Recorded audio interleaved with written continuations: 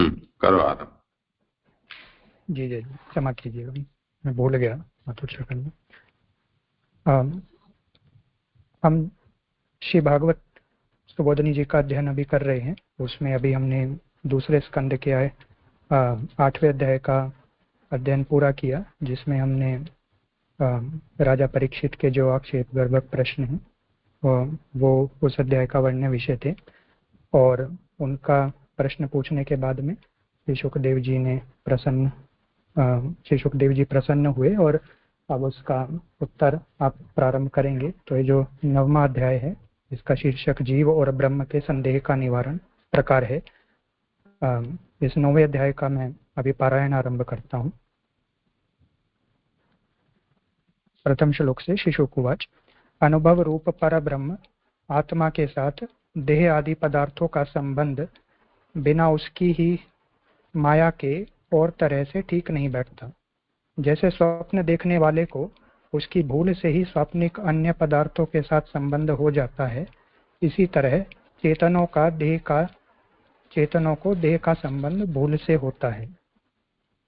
यह जीव इस बहुरूपा वाली व्यामोहिका माया के प्रभाव से आप भी बहुरूप वाला दिखने लगता है, और जब उसके गुणों विषयों में रमण करने लगता है तब मैं और मेरा यह भाव करने लगता है। भगवद इच्छा वश जब कभी यह जीव चिद रूप काल और माया को भी नियम में न रखने वाले अपनी महिमा रूप आनंद भगवान में मोह को छोड़कर रमण करता है, तब ही अहम मम भाव को छोड़कर उदासीन होकर रहता है, अर्थात माया से मुक्त हो जाता है। इसमें न है, नियम में न रखने वाले नहीं ना? हाँ, गलती से बोला गया, नियम में रखने वाले। जी जी जी, यहाँ पे ना नहीं है, से गलती से बोल दिया गया। यहाँ तक 3 श्लोक हो गए हैं। आगे चौथे श्लोक से पारायण आगे। आत्मा के यथार्थ रूप की विशुद्धि होने के लिए भगवान ने ब्रह्मा के लिए अपना सत्य स्वरूप दिखाते समय जो कुछ निष्कपट भाव पर प्रसन्न होकर कहा है, सो मैं कहता हूँ, सुनिए। आदि देव और जगत के श्रेष्ठ गुरु वह ब्रह्मा अपने स्थान में ही बैठा हुआ सृष्टि रचना की इच्छा से विचार करने लगा था कि प्रपंच का निर्माण कैसे किया जाए, किंतु बहुत विचारने पर भी जिस दृष्टि यानी समझ से प्रपंच का निर्माण करने की विधि मिल जाए, ऐसी योग्य उपाय दृष्टि उसकी समझ में न बैठी। विश्व सर्ग करने का उपाय ब्रह्मा को न सूझा। खूब सावधान चित्त वाले ब्रह्मा जी ने एक समय उस प्रलयकालीन जल के मैदान में एक दो अक्षर का वचन 2 बार बहुत समीप में ही कहा गया सुना। जो स्पर्श अक्षरों में से 16वां त और 21वां प है, अर्थात तप कहा जाता है। और हे राजन, जिसे निष्किंचन महात्मा लोग अपना धन समझते हैं, तप का वाक्य सुनते ही ब्रह्मा ने बोलने वाले का मुख देखने की इच्छा से दिशाओं का चारों तरफ निरीक्षण किया, किंतु कुछ भी न देखा, केवल अपने और जल के सिवाय। तब तो फिर अपने स्थान में आकर निश्चल स्थित हुआ और अपना हित इसी में समझकर मानो किसी ने मुझे तप करने का उपदेश किया है, यह निश्चय कर तप करने में मन लगाया। जिसकी समझ कभी खाली नहीं गई, ऐसे अमोघ दर्शन ब्रह्मा जी ने प्राण और मन को वश में किया, ज्ञानेंद्रिय और कर्मेंद्रिय दोनों जीते। इस तरह से उस तपस्या करने वालों में श्रेष्ठ ब्रह्मा ने अखिल लोकों को तपा देने वाला तप दिव्य 1000 वर्ष पर्यंत किया, और वह साथ में आप फल के विषय में सावधान भी रहा। भगवान ने भी सावधान रहकर ब्रह्मा को अपने लोक के दर्शन कराए। इस लोक से अन्य कोई भी लोक श्रेष्ठ नहीं है, यही सर्वश्रेष्ठ लोक था। इस लोक में अविद्या आदि क्लेश, रजोगुण कृत भूल भुलैया और सत्वगुण कृत उत्साह से घबरा जाना कुछ भी दोष नहीं रहते, और परमात्मदर्शी महात्मा लोग ही इसकी स्तुति करते रहते हैं। इस भगवत धाम व्यापी वैकुंठ में रजोगुण, तमोगुण, सत्वगुण और इनके मेल का भी प्रवेश बिल्कुल नहीं है।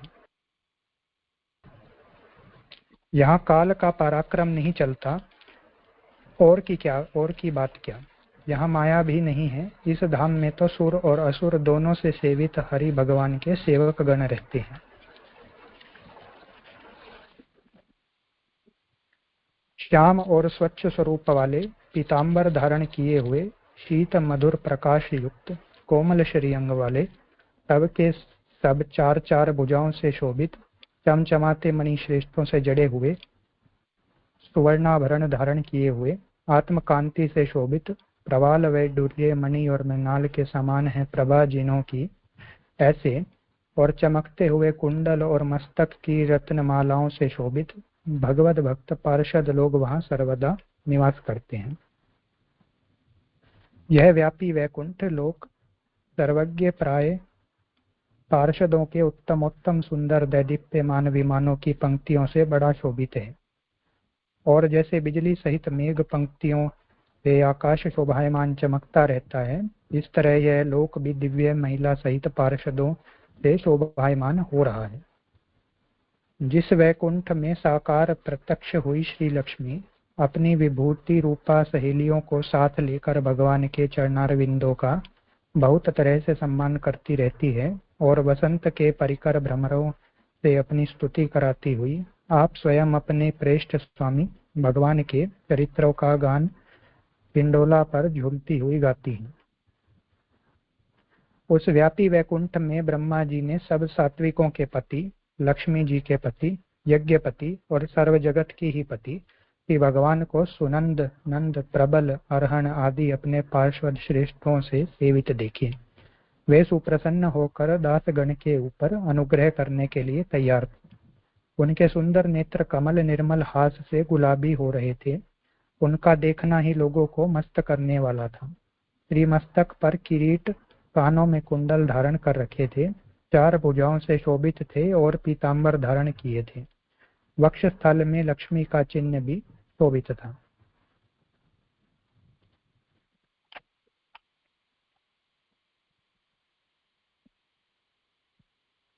ब्रह्मा ने पूज्य आसन पर विराजमान 4, 16 और 5 शक्तियों से घिरे हुए अन्यत्र अनित्य और भगवान में ध्रुव अपने षट ऐश्वर्यों से युक्त और अपने धाम में ही रमन करते हुए भगवान को देखा। जो भगवान परमहंसों के मार्ग से जाना जा सकता है, उस भगवान के दर्शन करने से ब्रह्मा का हृदय हर्ष में मग्न हो गया, शरीर में रोमांच हो गया, प्रेम प्रवाह के अश्रुओं से नेत्र भर गए, और ऐसी अवस्था में ही विश्व श्रेष्ठा ब्रह्मा ने भगवान के चरण कमलों में प्रणाम किया। भगवान के दर्शन पा जाने से ब्रह्मा प्रसन्न हो रहे थे और प्रजा का निर्माण करने के लिए तैयार बैठे थे। ऐसे समय सर्वप्रिय भगवान अपनी आज्ञा का पालन करने योग्य और अपने प्रिय ब्रह्मा से उसके हाथ का स्पर्श करते हुए कुछ हंसने से प्रकाश वाली वाणी से बोले, हे अंतर ज्ञान संपन्न, तुमने मुझे विश्व रचना करने की इच्छा प्रकट करके और चिरकाल तपस्या करने से प्रसन्न कर लिया है। जो कूट योगी उपाय चतुर नहीं होते, वे मुझे स्वाभाविक संतोष नहीं पहुंचा सकते। हे ब्रह्मन, मैं सब पुरुषार्थों का देने वाला हूँ, इसलिए जो तुम्हारी इच्छा में आवे वैसा वर मांग लो, तुम्हारा श्रेय होगा। साधक लोग जो श्रेय के लिए परिश्रम करते हैं, वह परिश्रम मेरे दर्शन होने के पहले पहले है। दर्शन होने के अनंतर सब परिश्रम दूर हो जाता है। मेरी आज्ञा को सुनकर जो तुमने एकांत में बैठकर परम तपस्या की और फिर जो मेरे लोक व्यापी वैकुंठ का दर्शन किया, यह सब मेरी इच्छा का ही प्रभाव है। तुम्हारा तप और मेरे लोक का दर्शन दोनों मेरी इच्छा से हुआ है। हे अनग निष्पाप ब्रह्मन, तुम जिस समय कर्तव्य विमूढ़ हो रहे थे, तब मैंने ही तप करने की आज्ञा दी। इससे तप के द्वारा दर्शन देना, यह मेरा ही मतलब था। तप मेरा हृदय है और तप का आत्मा भी मैं हूँ। मैं तप से सब जगत को सृजता हूँ, फिर तप से रक्षण करता हूँ और तप से ही इसका प्रलय करता हूँ। इसलिए यह तप मेरा दुस्सह पराक्रम है। हे भगवान, आप सब प्राणियों के साथी हो, अतएव प्रत्येक के हृदयाकाश में विराजते हो और मेरे भी। अतएव अपने अनिवार्य विज्ञान के द्वारा मेरे कर्तव्य की इच्छा को भी जान ही रहे हो। तथापि जो कुछ मैं मांगू उस मेरी मांग को पूरी करो। मेरी यह याचना है कि अरूपी आपके दो रूप हैं, एक असंग और सबसे अलग रहने वाला और दूसरा ससंग और सबके समझ में आ सके ऐसा। इन दोनों रूपों को पर और अपर कहते हैं। अतएव पहली मांग तो यह है कि मैं आपके इन दोनों रूपों को समझ जाऊं। दूसरी मांग का खुलासा यह है कि आप अपनी निज शक्ति को सम्मिलित रखकर और उसकी अवान्तर अनेक शक्तियों से युक्त होकर इस आत्म रूप जगत को अपने आप ही कभी छिपा लेते हो, कभी बाहर छोड़ देते हो, कभी ग्रहण करते हो, कभी पोषण पहुंचाते हो। इस तरह अव्यर्थ इच्छा वाले आप मकड़ी जैसे अपने जाले से खेल करती है, उस ही तरह आप भी खेल करते रहते हो। मैं चाहता तो हूँ कि हे ऐश्वर्यपति, इन सब विषयों की बुद्धि मुझ में भी धर दी जावे, और एक यह भी प्रार्थना है कि प्रजा सर्ग के विषय में आप कुछ मुझे शिक्षा दीजिए। आपकी शिक्षा को मैं सावधान रहकर पालन करूंगा और जिस सिखावन के अनुग्रह से मैं विश्व रचना करते समय उस कार्य में आसक्त फंस न जाऊं।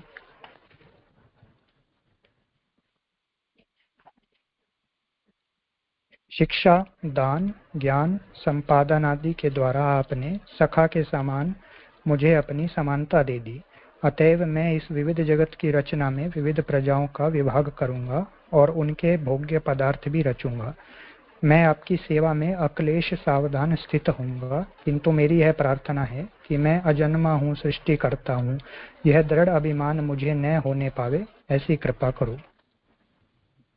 हे ब्रह्मन, विज्ञान सहित मेरे स्वरूप का ज्ञान, उसका रहस्य और अंग भी मैं तुझे कहता हूँ, तो ग्रहण कर। जितना मैं हूँ, जिस प्रकार की मेरी सत्ता है और जिस रूप और गुणों की सत्ता मुझ में है, उन सब का वास्तविक ज्ञान तुझे मेरे अनुग्रह से हो जावे। सृष्टि के पहले मैं ही था और मैं था ही, मुझसे अन्य कुछ नहीं। सत असत और उससे परे सब कुछ मैं ही था। सृष्टि के पीछे भी मैं ही हूँ और जो कुछ यह है वह भी मैं हूँ और जो बाकी रहता है वह भी मैं ही हूँ। वस्तु के बिना ही जो कुछ समझ में आता है और जो वस्तु ही समझ में नहीं आता, और आत्मा में भी जो कुछ का कुछ समझ में आता है और आत्मा समझ नहीं, यह उस भगवान की माया शक्ति है, जैसे आभास, प्रतिबिंब और अंधकार।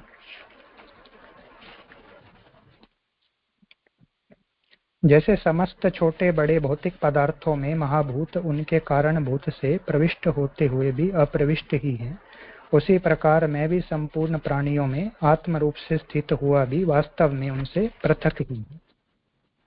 परमात्मा के तत्व को जानने की इच्छा रखने वाले को इतना जानना आवश्यक है कि अन्वय और व्यतिरेक से जो सब जगह और सब काल में विद्यमान रहता हो, वही असल तत्व है और वही परमात्मा भी है।